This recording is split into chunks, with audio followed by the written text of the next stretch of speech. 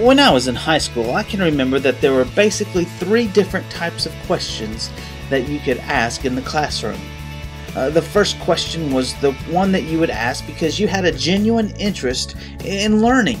You wanted to find out the answer to a question that you didn't know. I didn't ask a whole lot of those questions.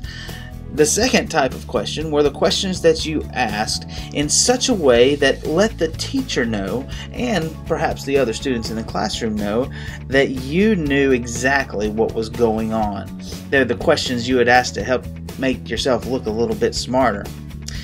I didn't ask a lot of those questions either.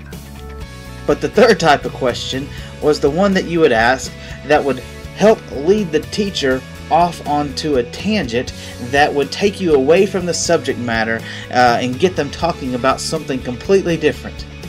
I tended to ask a lot of those types of questions. When it comes to our faith, there are different types of questions that we all have.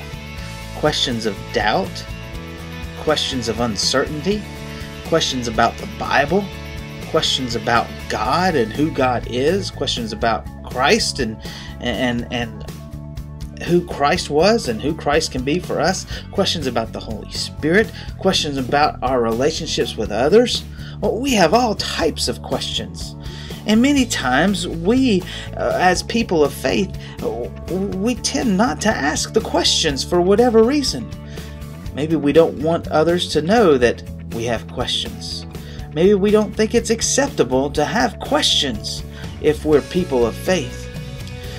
Well, I believe that if we are people of faith, questions simply are ways of helping us to learn more about our faith, to help us grow in our faith. You see, there's a difference between faith and certainty. And with certainty, you don't really need faith. If you're certain about everything, what is there to have faith in? Being part of the fellowship of believers, being part of a group of followers of Christ, means that there are certain things that we need to continue to question, ways in which we need to learn to grow. Over the next several weeks, we're going to be doing a worship series called Questions and Answers, and talking about questions that leave a mark, questions that have the opportunity to transform the way that we live, questions that if we ask, they might teach us something about our own faith. I hope that you will consider being part of this worship series and maybe bring a friend. Hope you all have a great weekend, and we'll see you at one of our worship times on Sunday morning.